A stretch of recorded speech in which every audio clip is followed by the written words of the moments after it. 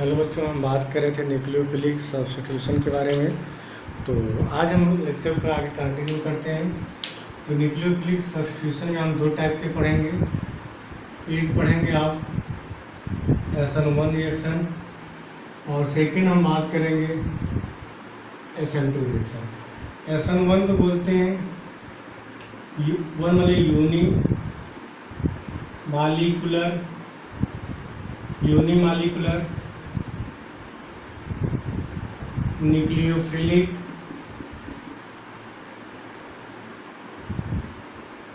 Substitution reaction. SN2 two क्या बोलेंगे, bimolecular nucleophilic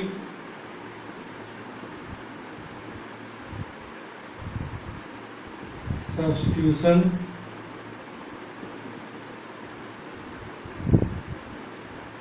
reaction. इसको नोट करिए।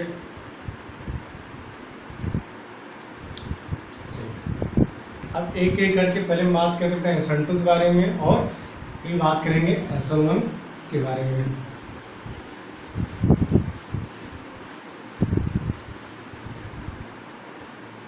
SN2 क्या होता है? देखो बेटा, यहाँ पे SN2 बोलते हैं by molecular nucleophilic substitution reaction. तो SN2 रिएक्शन की बात करें तो SN2 रिएक्शन के लिए कंडीशन क्या होना चाहिए? आपका जो न्यूक्लियोफाइल हो वो क्या होना चाहिए? स्ट्रॉन्ग न्यूक्लियोफाइल होना चाहिए।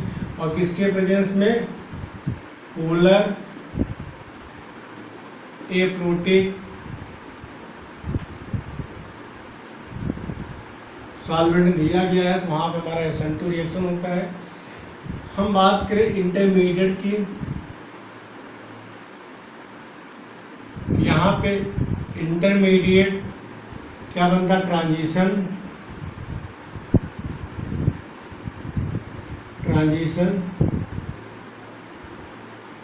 स्टेट बनता है। इतने पॉइंट को नोट करिए तो ठीक। तो SN2 रिएक्शन के लिए कंडीशन क्या होना चाहिए? हमारा न्यूक्लियोफाइल कैसा होना चाहिए? स्ट्रॉन्ग न्यूक्लियोफाइल होना चाहिए। पोलर एप्रोटिक सॉल्वेंट हो सकता है दिया गया हो। और यहाँ पे जो आपके इंटरमीडिएट बनता है क्या बनता है? Transition state. अब इन्हें SN2 रिएक्शन क्यों बोलते हैं, अब इसके बारे में बात करते हैं। SN2 मतलब क्या होता है? By molecular nucleophilic substitution reaction. तो SN2 रिएक्शन इसलिए बोलते हैं क्योंकि यहाँ पे rate of the reaction depends on the concentration of the reactant and nucleophile. जैसे हम बात करें यहाँ पे ए आपका एल्काइल हैलाइड है और किसके प्रेजेंस में? न्यूक्लियोफाइल के साथ कराते हैं। क्या बनना? RNUNX। ये हमारा होगा रिएक्टेंट, ये होगा हमारा न्यूक्लियोफाइल। यदि हमारा SN2 रिएक्शन है, यदि SN2 रिएक्शन है तो SN2 रिएक्शन की बात करें तो रेट ऑफ द रिएक्शन किस पे डिपेंड कर रहा है? कंसंट्रेशन ऑफ रिएक्टेंट और न्यूक्लियोफाइल। मीन्स हमारा जो SN2 रिएक्शन होगा वो रिएक्टेंट पे भी डिपेंड करेगा और कंसंट्रेशन ऑफ द न्यूक्लियोफाइल पे डिपेंड करेगा। इसलिए SN2 रिएक्शन क्या बोलते हैं? By molecular nucleophilic substitution reaction. और सब बात करें सबसे फास्ट किसमें होता है? मिथाइल हैलाइड में सबसे फास्ट हमारा SN2 रिएक्शन होता है। इसको नोट करिए।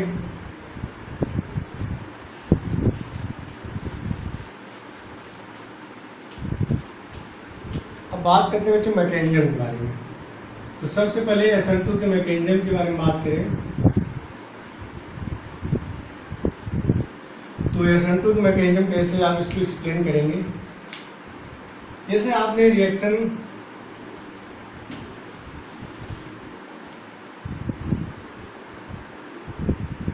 मैकेनिज्म SN2 का मैकेनिज्म कैसे आप एग्जाम में दिखाएंगे। जैसे यहाँ पे आपने लिया CH3X in the presence of, यहाँ पे आपने लिया CH3 Cl, और न्यूक्लियोफाइल आपने OH माइनस लिया, क्लोरीन लीव करेगा, क्या बनेगा CH3OH।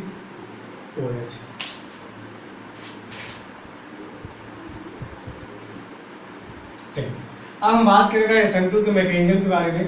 तो SN2 के मैकेनिज्म की बात करें तो यहाँ पर रेट ऑफ द रिएक्शन किस पे डिपेंड कर रहा है, concentration of the reactant and nucleophile. तो अगर हम बात करें तो यहाँ पे SN2 का मैकेनिज्म क्या होगा, यहाँ पे carbon hydrogen hydrogen Cl। SN2 के केस में हमारा जो न्यूक्लियोफाइल जो होगा वो कहाँ से अटैक करेगा, बैक साइड से, मीन्स बैक साइड से न्यूक्लियोफाइल अटैक करेगा और फ्रंट साइड से लीविंग ग्रुप क्या होगा, लीव करेगा। तो यहाँ पे अटैक ऑफ न्यूक्लियोफाइल और ब्रेकिंग ऑफ Cl बॉन्ड दोनों क्या होते हैं, साइमल्टेनियसली होते हैं। तो न्यूक्लियोफाइल कहाँ से अटैक करेगा, बैक साइड से अटैक करेगा। तो यहाँ पे हमारा एक इंटरमीडिएट बनता है OH minus O C H H H Cl। यहाँ पे कार्बन OH के बीच क्या हो रहा है, बॉन्ड फॉर्मेशन हो रहा है। यहाँ पे कार्बन और क्लोरीन के बीच क्या है, बॉन्ड ब्रेकिंग हो रहा है। तो SN2 रिएक्शन की बात करें तो यहाँ पे SN2 रिएक्शन में हमारा जो रेट ऑफ द रिएक्शन किस पे डिपेंड कर रहा है, न्यूक्लियोफाइल पे और कंसंट्रेशन ऑफ द रिएक्टेंट। जितना स्ट्रांग न्यूक्लियोफाइल होगा उतनी तेजी से इस पे अटैक करेगा और क्लोरीन उतने तेजी से क्या करेगा, लीव करेगा। बस पास में आए। तो यहाँ पे OH हमेशा SN2 में बैक साइड से अटैक करेगा। अटैक कहाँ से हो रहा है, बैक साइड से, और लीविंग ग्रुप कहाँ से लीव करेगा, क्लोरीन कहाँ से लीव, फ्रंट साइड से। यहाँ पे कार्बन ऑक्सीजन के बीच बॉन्ड का फॉर्मेशन हो रहा है और यहाँ पे क्या हो रहा है, ब्रेकिंग हो रहा है। तो इसमें कार्बन वैलेंसी कितनी है, 1 2 3 4 5। कार्बन वैलेंसी चेक करिए 1 2 3 4 5। तो क्या होगा, हमारा अनस्टेबल होगा, क्या होगा, अनस्टेबल होगा। तो यहाँ से क्या होगा, क्लोरीन क्या होगा, लीव कर जाएगा, और जब लीव करे तो क्या बना, carbon H OH H H। तो यहाँ पे OH का अटैक किस साइड से हो रहा है, बैक साइड से हो रहा है। इसीलिए SN2 को क्या बोलते हैं, इन्वर्जन ऑफ कॉन्फिगरेशन बोलते हैं, या इसी का दूसरा एक नाम होगा बेटा वार्डेन इन्वर्जन। क्लियर है। अब एक चीज समझ है, यहाँ पे अगर हम बात करें तो SN2 हमारा जो इंटरमीडिएट क्या बनना है, ट्रांजिशन स्टेट बनना है। मीन्स यहाँ पे रेट ऑफ द रिएक्शन दोनों पे डिपेंड करेगा, कंसंट्रेशन ऑफ द रिएक्टेंट और न्यूक्लियोफाइल। जितना स्ट्रांग न्यूक्लियोफाइल होगा उतनी तेजी से कार्बन पर अटैक करेगा और हमारा रिएक्शन प्रोडक्ट बना लेगा, पहला चीज। दूसरा हमारा डिपेंड करता है लीविंग ग्रुप पे। जितना अच्छा लीविंग ग्रुप होगा हमारा रेट ऑफ द रिएक्शन उतना ज़्यादा होगा। मीन्स अगर लीविंग ग्रुप की बात करें, फ्लोरीन से ज़्यादा क्लोरीन, क्लोरीन से ज़्यादा ब्रोमीन, ब्रोमीन से ज़्यादा आयोडीन।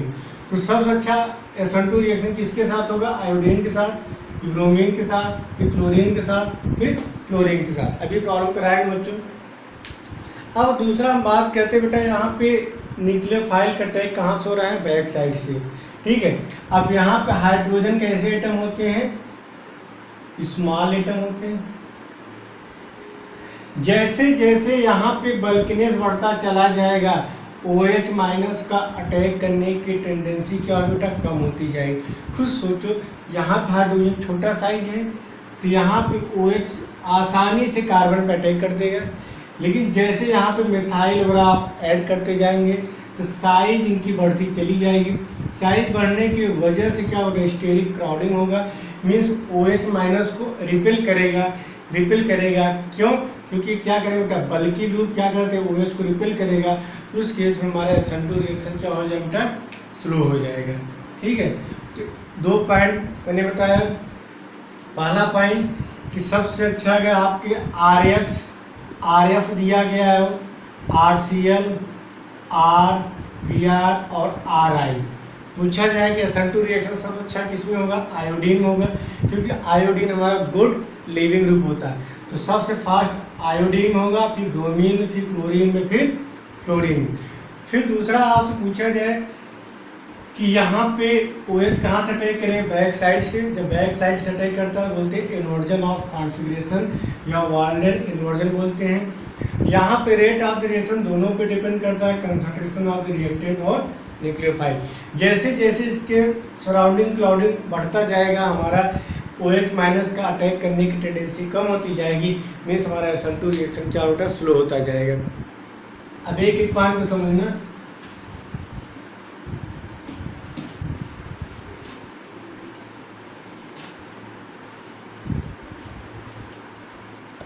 जैसे हम बात करें यहाँ पे OH माइनस का रिएक्शन करा रहे हैं, CH3F, OH माइनस का रिएक्शन करा रहे हैं, CH3Cl, OH माइनस का रिएक्शन करा रहे हैं, CH3Br, OH माइनस का रिएक्शन करा रहे हैं, CH3 आयोडीन।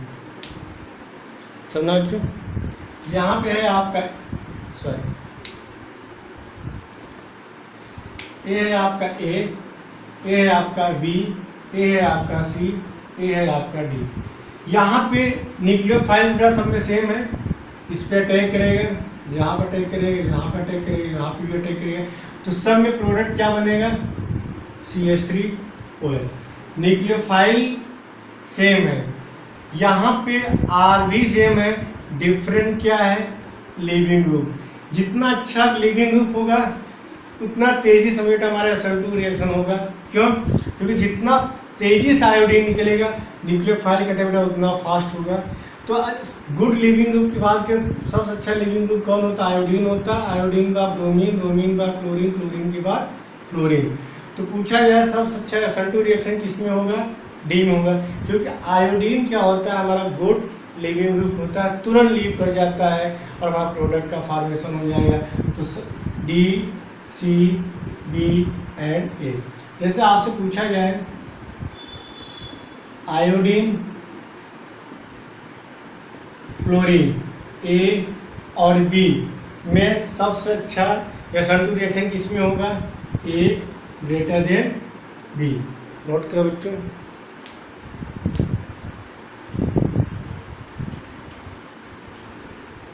चलिए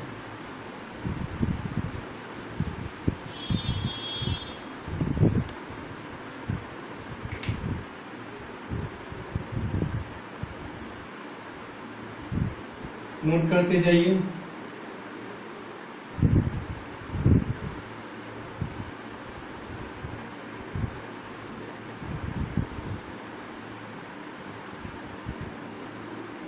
इसे बोलेंगे methyl chloride, OH minus,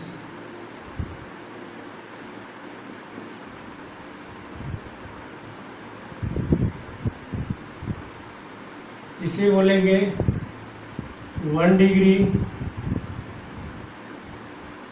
alkyl halide.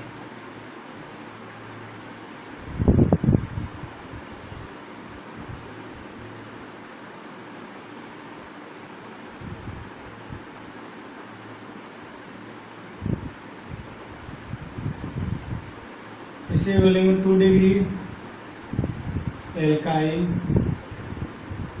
Halide.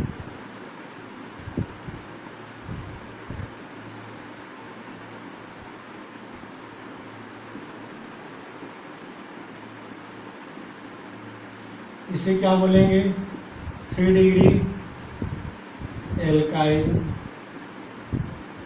Halide. Note करिए।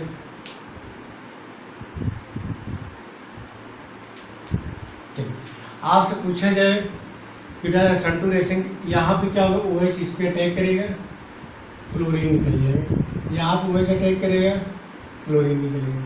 यहाँ पे अटैक करेगा, क्लोरीन निकलेगा। यहाँ पे अटैक करेगा, क्लोरीन निकल जाएगा। तो यहाँ बनेगा CH3OH, यहाँ बनेगा CH3CH2OH, यहाँ बनेगा CH3CS CH3OH, यहाँ बनेगा CH3C CH3CH3OH। मतलब हर क्लोरीन की जगह क्या हो जाएगा, ओ है। अब आज पूछा है कि SN2 रिएक्शन किस में फास्ट होगा। आप खुद सोचिए, न्यूक्लियोफाइल को इस पर अटैक करना है। देखिए, अगर आप किसी पे अटैक करना तो आप आसानी से अटैक कब करेंगे? जब उसके आसपास कोई नहीं है। अगर आपको किसी को मारना हो, आप उसको कैसे अच्छे से मार पाएंगे? जब उसके अगल बगल कोई नहीं है तो उसको आसानी से आप मार पीट के चले जाएंगे। क्लियर? लेकिन यदि उसके सराउंडिंग अगर लोग आ गए, क्या आप उस पर आसानी का अटैक कर पाएंगे? नहीं कर पाएंगे? नहीं कर पाएंगे। फिर समझिएगा, अगर मान लीजिए कोई आदमी है, जैसे मान लीजिए ए है, इंसान ए है, इसको आपको मारना है, तो इसको आप आसानी से कब मारेंगे? जब इसके आसपास कोई नहीं है। लेकिन जैसे जैसे इसके सराउंडिंग क्राउडिंग बढ़ता जाएगा, क्या आप इजीली उस पर अटैक कर पाएंगे? नहीं कर पाएंगे। मतलब आपकी अटैक करने की टेंडेंसी क्या हो जाएगी? स्लो हो जाएगी। तो SN2 हमारा इसी कंसेप्ट पे लागू होता है कि क्लोरीन जिस कार्बन से अटैच है, क्लोरीन जिस कार्बन से अटैच है, उसके सराउंडिंग जितनी कम क्राउडिंग होगी उतना तेजी से न्यूक्लियोफाइल अटैक करेगा और हमारा SN2 रिएक्शन उतना फास्ट होगा। तो यहाँ पे ABCD 4 ऑप्शन दिए गए हैं, तो सबसे फास्ट SN2 रिएक्शन किसमें होगा? ए में होगा। क्यों? क्योंकि क्लोरीन इस वाले कार्बन से अटैच है, इसके सराउंडिंग कौन एटम? Hydrogen hydrogen hydrogen. भले आसानी से यहाँ पे अटैक कर देगा। क्यों? क्योंकि स्मॉल साइज है, तो यहाँ पे स्टीरिक क्राउडिंग काम नहीं करेगा। यहाँ पे आते हैं तो 2 हाइड्रोजन के साथ साथ एक मिथाइल ग्रुप भी आ गया, तो मतलब साइज क्या हुआ? इसके सराउंडिंग बढ़ गया, तो अटैक करने की टेंडेंसी क्या हो जाएगी? स्लो हो जाएगी। अगर हम C की बात करें तो 2 मिथाइल आ गए और एक हाइड्रोजन।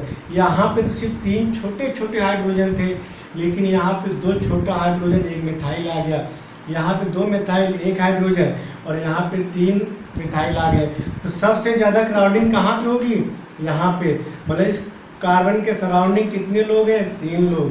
मतलब यहाँ पे क्राउडिंग ज़्यादा हो गई, मतलब यहाँ पे भीड़ ज़्यादा हो गई, तो न्यूक्लियोफाइल का अटैक उतनी तेज़ी से नहीं हो पाएगा। तो SN2 रिएक्शन की बात करें तो SN2 रिएक्शन जो होता है inversely proportional to crowding. Chlorine या हैलोजन जिस कार्बन से अटैच है, उस कार्बन के सराउंडिंग जितनी कम क्राउडिंग होगी, हमारा SN2 रिएक्शन का उतना फास्ट होगा। तो सबसे फास्ट किस में होगा? ए में होगा। ए के बाद बी के बाद सी के बाद आपका डी होगा। क्लियर है? चलिए इसको नोट करिए।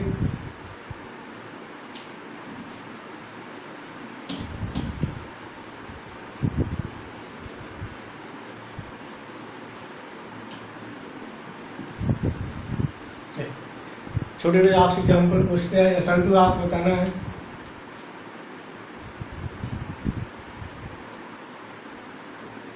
CH2Cl, ये हुआ आपका A, CHCl, ये हुआ आपका B,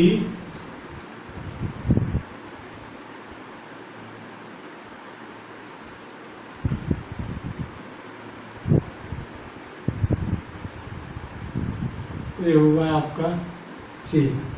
ये 1 degree benzyl chloride, 2 degree benzyl chloride, ये आपका 3 डिग्री बेंजाइल क्लोराइड। आज से पूछा जाए यह SN2 रिएक्शन किसमें फास्ट होगा? ABC में। आप ऑप्शन क्या बोलेंगे? A greater than B greater than C। बेटा आपका SN2 रिएक्शन कंप्लीट होता है। तो SN2 रिएक्शन की बात करें सबसे ज़्यादा किसमें होता है?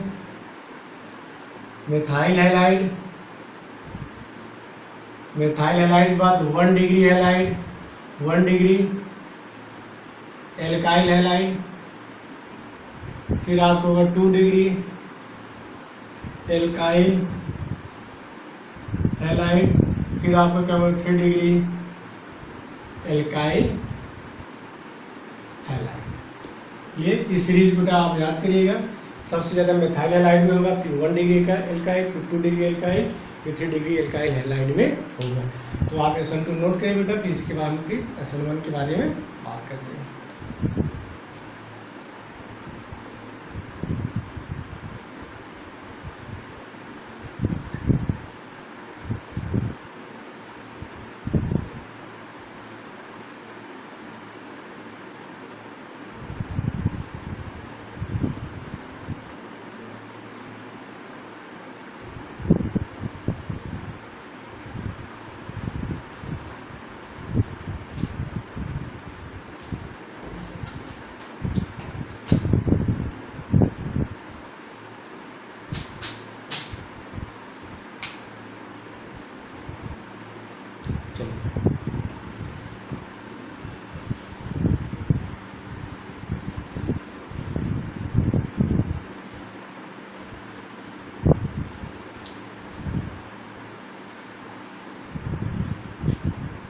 हम बात करें बेटा एसोनोन के बारे में, इसे क्या बोलेंगे? यूनी मालिकुलर न्यूक्लियोफिलिक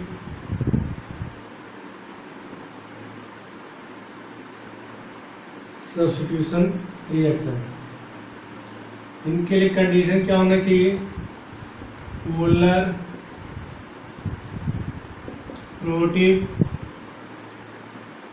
सॉल्वेंट और न्यूक्लियोफाइल क्या होगा? वीक न्यूक्लियोफाइल होगा।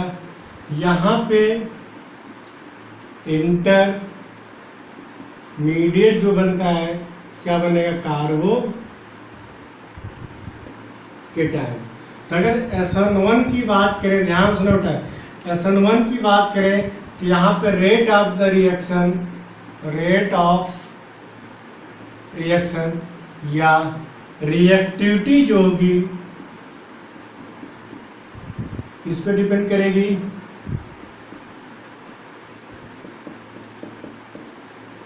स्टेबिलिटी ऑफ कार्बोकेटायन, इस पे डिपेंड करेगी स्टेबिलिटी ऑफ कार्बोकेटायन। तो SN1 की बात करें तो इसके लिए कंडीशन क्या होना चाहिए? Polar protic solvent, weak nucleophile, intermediate क्या बनता है? कार्बोकेटायन। और SN1 की बात करें तो SN1 में रेट ऑफ द रिएक्शन या रिएक्टिविटी जो होगी इस पे डिपेंड करेगी स्टेबिलिटी ऑफ कार्बोकेटायन। हमारा कार्बोकेटायन जितना ज़्यादा स्टेबल होगा SN1 रिएक्शन बेटा उतना फास्ट होगा। ऐसा क्यों? आगे बेटा डिस्कशन करते हैं, तो नोट करिए।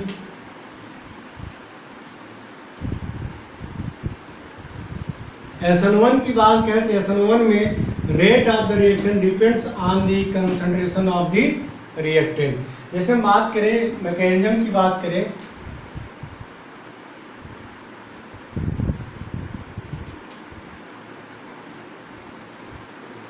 तो एग्जांपल लेते हैं टर्सरी ब्यूटाइल क्लोराइड।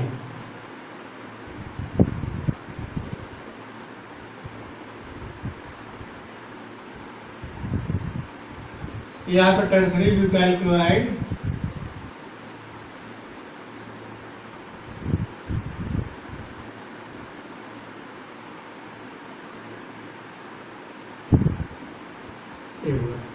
अब देखिए मैकेनिज्म की बात करें यहाँ पे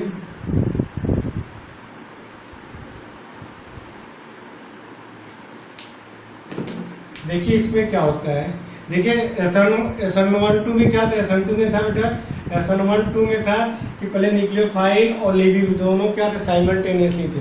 लेकिन SN1 की बात करें तो यहाँ पे पहले क्या होता है?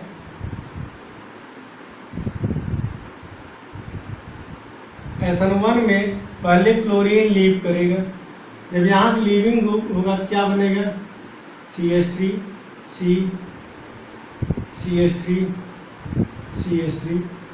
Plus carbocation. अब जैसे ही कार्बोकेटायन बनेगा न्यूक्लियोफाइल अटैक करेगा तो क्या बन जाएगा? CH3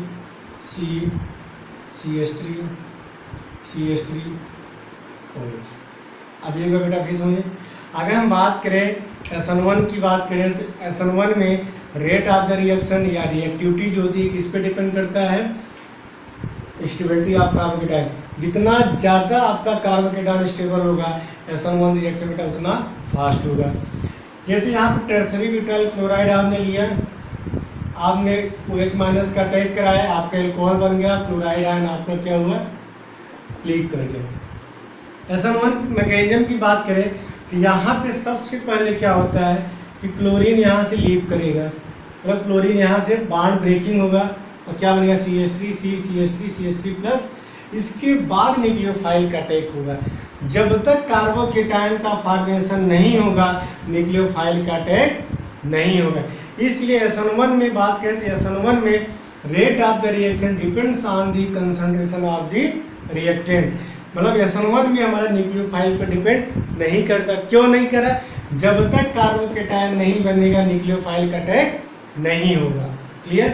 तो पहले क्या बना, कार्बोकेटायन, जैसे कार्बोकेटायन बना न्यूक्लियोफाइल का अटैक हो गया, तो यहाँ पे इंटरमीडिएट क्या बनता है SN1 में, कार्बोकेटायन। SN2 में क्या बनता था, ट्रांजिशन स्टेट।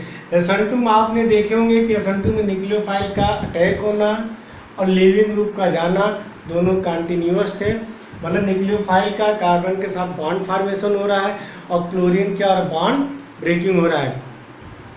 तो और वहाँ पे न्यूक्लियोफाइल का अटैक कहाँ से हो रहा था बेटा, बैक साइड से, क्लियर है। लेकिन यहाँ पे हम बात करें, यहाँ की बात करें तो यहाँ पे न्यूक्लियोफाइल का अटैक, ध्यान में पहले लीविंग होगा कार्बोकेटायन बनेगा, और जितना स्टेबल कार्बोकेटायन बनेगा हमारा SN1 रिएक्शन उतना फास्ट होगा। अब जैसे ही कार्बोकेटायन बना न्यूक्लियोफाइल अटैक करके क्या बना लेगा, प्रोडक्ट बना लेगा। क्लियर है, तो नोट करिए।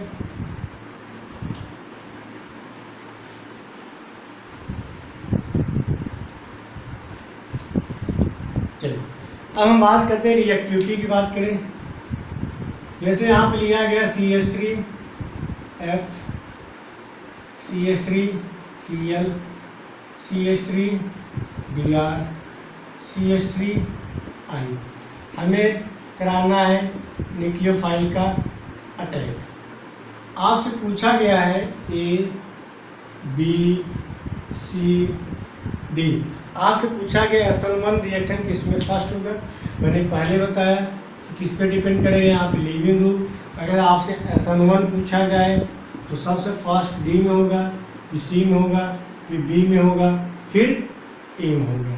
क्लियर है, क्योंकि यहाँ पे लिविंग करेगा मिथाइल कार्बोकेटायन, यहाँ से लिविंग करेगा मिथाइल कार्बोकेटायन, यहाँ पे लीव करेगा मिथाइल कार्बोकेटायन, यहाँ से लीव करेगा मिथाइल कार्बोकेटायन। तो कार्बोकेटायन तो सेम है, तो क्या चेक करेंगे, लिविंग ग्रुप। तो सबसे अच्छा लिविंग ग्रुप कौन होता है, आयोडीन। तो SN1 किसमें सबसे फास्ट होगा, D, C, B, A में होगा। चलिए आगे नोट करिए।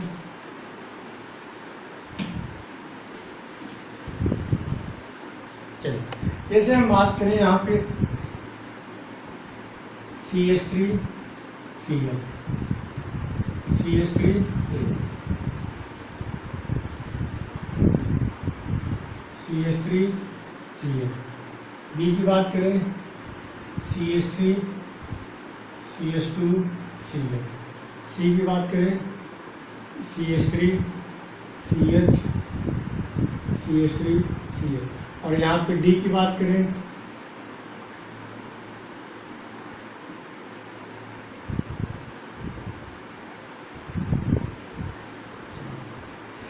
यहाँ पे हम न्यूक्लियोफाइल का अटैक करा रहे हैं OH माइनस, यहाँ पे भी न्यूक्लियोफाइल OH माइनस, यहाँ पे OH माइनस और यहाँ पे OH माइनस।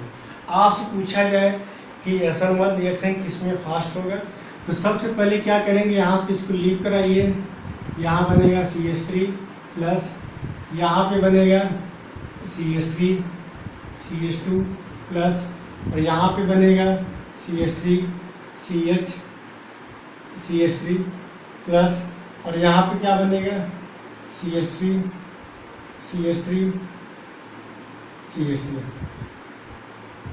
प्लस। ये यहाँ पे कौन सा कार्बोकेटायन है, मेथाइल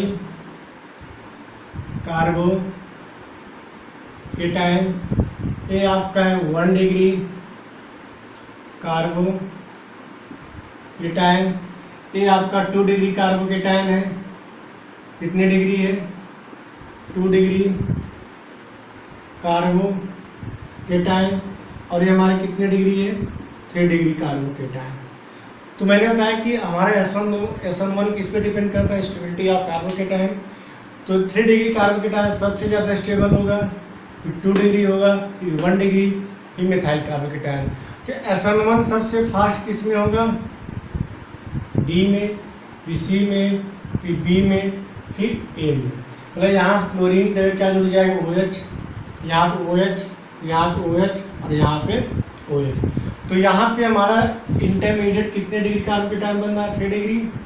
यहाँ पे 2 डिग्री कार्बोकेटायन, ये आपका 1 डिग्री, ये आपका मिथाइल कार्बोकेटायन। तो अगर आपसे पूछा जाए SN1 सबसे फास्ट किस में होगा, D में, फिर किस में होगा, C में, डी किस में होगा, बी में, डी किस में होगा, ए में। रीजन क्या बताएंगे कि SN1 में सबसे पहले हमारा लीविंग ग्रुप लीव करके इंटरमीडिएट बनाता है। कौन सा बनाए, कार्बोकेटायन। क्लोरीन यहाँ से लीव किया कार्बोकेटायन, यहाँ से लीव किया कार्बोकेटायन, यहाँ पे लीव किया कार्बोकेटायन, यहाँ पे लीव किया कार्बोकेटायन। तो SN1 हमारा स्टेबिलिटी ऑफ कार्बोकेटायन पर डिपेंड करता है। अगर यहीं पे अगर हम बात करें SN2 की बात करें तो SN2 सबसे फास्ट किसमें होगा, ए बी सी डी। क्यों, क्योंकि हमारा इंटरमीडिएट क्या बोला, ट्रांजिशन स्टेट। जैसे जैसे क्राउडिंग बढ़ता जाएगा, बल्किनेस बढ़ता चला जाएगा, तो क्लोरीन तो न्यूक्लियोफाइल का टेक क्या होगा बेटा, डिफिकल्ट हो जाएगा क्राउडिंग के बढ़ने पे। तो SN2 A B C, SN1 B C B A होगा। क्लियर बच्चों, चलिए आगे चलते हैं।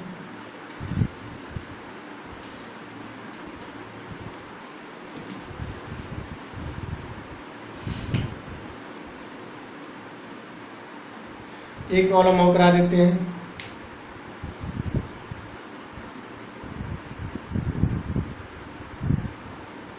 CH2Cl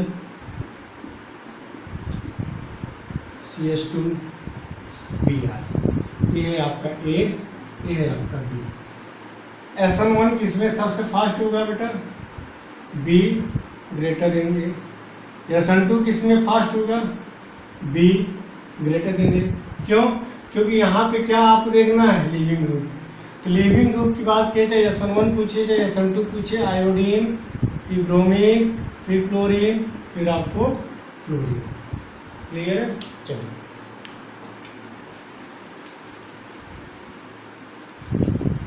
एक और पूछ लेते हैं आपसे। क्लोरीन,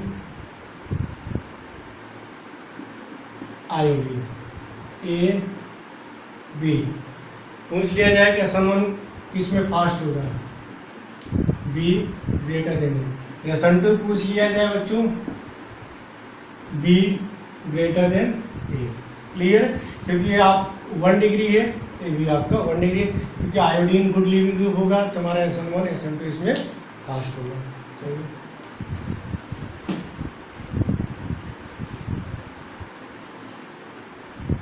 क्योंकि हम बात करते हैं इसके बाद ऑप्टिकल एक्टिव का मतलब क्या होता है।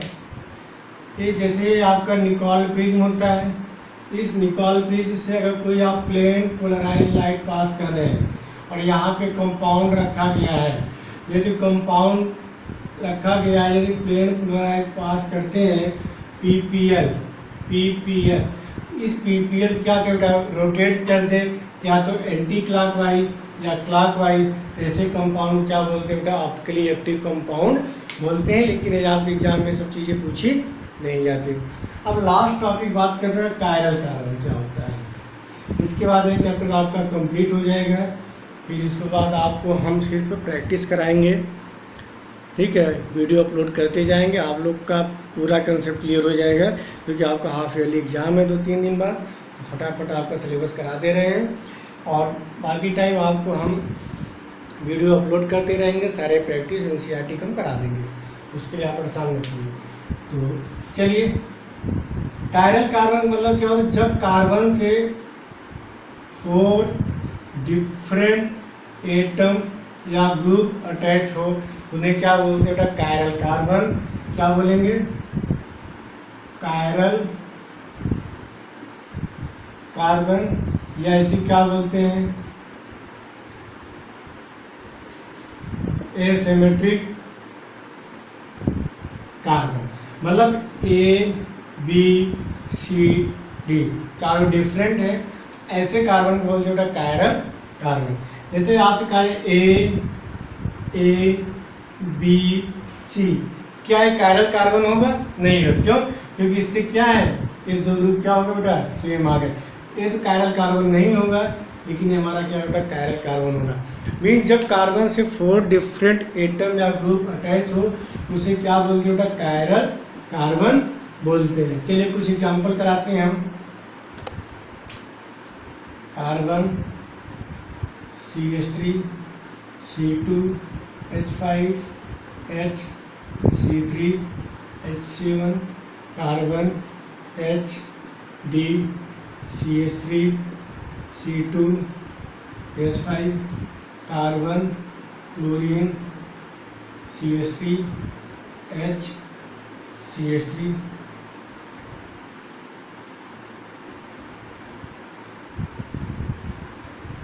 क्लोरीन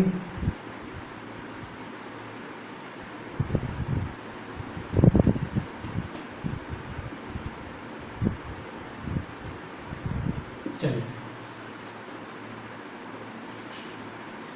जैसे यहाँ की बात करें इस वाले एग्जाम्पल की, इस कार्बन का कायरल कार्बन है कि नहीं है। इस कार्बन देखिए क्या क्या अटैच है, CH3 C2H5 hydrogen C3H7 methyl ethyl propyl hydrogen, चारों डिफरेंट है, मतलब हमारा क्या होगा कायरल कार्बन होगा। यहाँ चेक करिए क्या कायरल कार्बन है, क्योंकि इस कार्बन से दो मिथाइल ग्रुप अटैच हो गए, मतलब हमारा कायरल कार्बन नहीं है। यहाँ चेक करिए इस कार्बन से क्या अटैच है, CH3 हाइड्रोजन ड्यूटेरियम C2H5, मतलब हमारा कायरल कार्बन होगा। क्या एक कार्बन हमारा कायरल कार्बन है, चेक करिए इस कार्बन से क्लोरीन है, मिथाइल हाइड्रोजन और ये सारे ग्रुप, मतलब एक कायरल कार्बन यहाँ पे प्रेजेंट है। क्या यहाँ पे कायरल कार्बन है, चेक करिए, हाँ, क्योंकि इस कार्बन से क्लोरीन हाइड्रोजन एथाइल और ये वाले ग्रुप अटैच हैं, ये दोनों हमारे क्या होंगे कायरल कार्बन होंगे। क्लियर है, तो इसको नोट करिए आप लोग।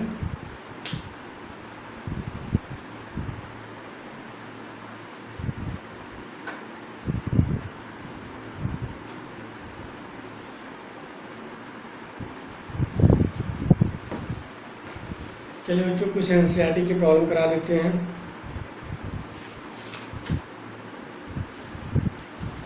लिखा है identify the chiral and A chiral molecule. Chiral मतलब जब होगा कार्बन से 4 डिफरेंट एटम ग्रुप अटैच तो कायरल बोलेंगे, यदि नहीं तो उन्हें क्या बोलेंगे, ए कायरल। आपको आइडेंटिफाई करना है।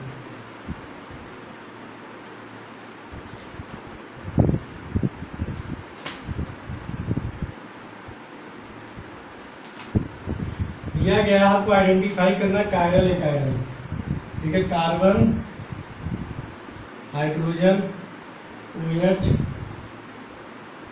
CH3 Br, ये हुआ आपका ये